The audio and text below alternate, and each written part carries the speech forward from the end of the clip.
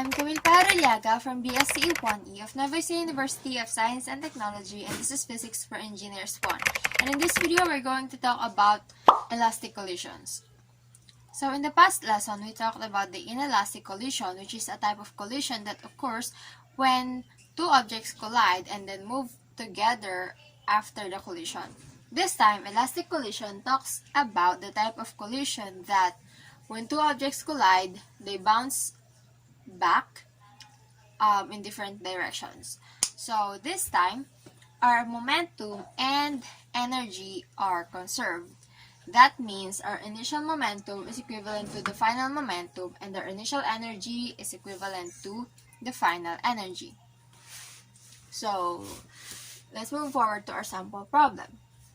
A 1.60 kilogram block, initially moving to the right with a velocity of 4 meters per second on a frictionless horizontal track, collides with a massless spring attached to a second block with a mass of 2.10 kilograms, moving to the left with a velocity of negative 2.50 meters per second. The spring has a constant of 600 Newton per meter. So first, determine the velocity of the second block at the instance when the first block is moving to the right with a velocity of 3 meters per second. And the second one, find the compression of the spring at that time. So let's first talk about the first question. So what we're looking for here in the first question is the final velocity of the second block after this instance. So let's say this is our first block, and it is moving towards this direction, and then there's a spring here attached to a block which is also moving towards this direction. So initially, our first block starts with a velocity of 4 meters per second, and then it has a mass of 1.60 kilograms. Then we have a massless spring, so the second block has a mass of 2.10 kilograms. And it has an initial velocity of negative 2.50 meters per second. So they collide, and then the spring got compressed. There. So the velocity of the first block now, its final velocity is equivalent to 3 meters per second. And what we're looking for is the final velocity of our second block. So we're gonna use the conservation of momentum in this problem. We have here P initial is equivalent to P final. So mass 1, velocity 1 plus mass 2, velocity 2 is equivalent to mass 1, velocity 1 final plus mass 2, velocity 2 final. What we're looking for is the final velocity of the mass 2, so we're just gonna separate that from our equation. Mass 2 V2 prime is equivalent to mass 1 V1 plus mass 2 V2 minus mass 1 V1 prime. We divide both sides by mass 2 and we'll have this equation. So the final velocity of the second block is equivalent to mass 1 V1 plus mass 2 V2 minus mass 1 V1 prime all over mass 2. So in substituting the values, we have here 1.60 kilograms times our velocity 1 is 4 meters per second plus 2.10 kilograms times our velocity 2 initial is negative 2.50 meters per second minus 1.60 kilograms again times the final is 3, final velocity of the first block all over mass 2, which is equivalent to 2.10 kilograms.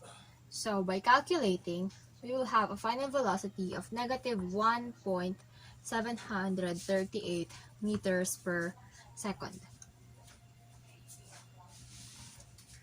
There.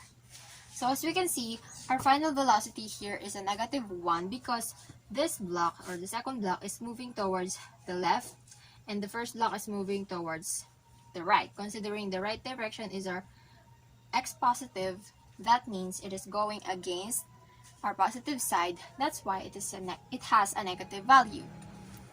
So the final velocity of the second block at that instant is negative 1.738 meters per second.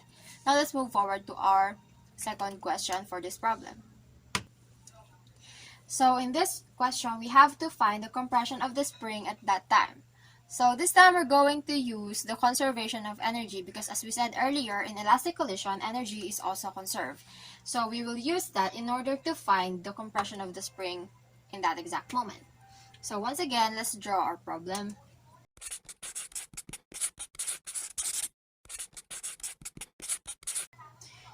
So as we can see, the spring was here and then it got compressed after the collision of these two blocks. So in order to find that, we are going to use the conservation of energy. E final is equivalent to E initial.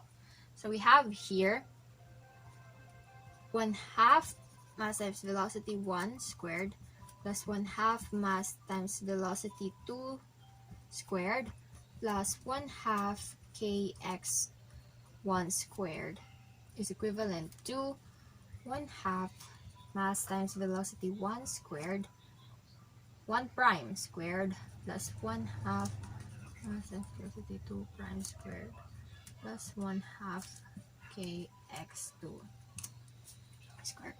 So this is the formula for the conservation of energy. And note that K here, or the constant of spring constant of our spring, is equivalent to 600 Newton per meter as stated in the problem. Our first X, or the first position, is 0 because it started from rest. That is our reference point. And then our second X is what we are going to find. So that means we have an initial position of 0, so we can cancel this already. And we are going to derive this equation in order to find the compression of the spring at that moment. So we're going to leave this one on the other side. We have 1/2 kx2 squared is equivalent to 1/2 mv1 squared plus 1/2 mv2 squared minus 1/2 mv1 prime squared minus 1/2 mv2 prime squared. So we can cancel the 1/2 already because they all have them. And then we are also going to divide both sides by k so that we will be left with the final position here. And we're going to take the square root of both sides in order to cancel the square. So that's why our final formula will be equivalent to x sub 2 is equivalent to the square root of m1v1 squared plus m2v2 squared minus m1v1 prime squared minus m2v2 prime squared over k, or spring constant. So in substituting the values, we have here square root. Our first mass is equivalent to 1.60 times our velocity squared, initial velocity squared is 4 squared plus negative 2.50 plus 2.10 times negative 2.50 squared, quantity squared, minus 1.60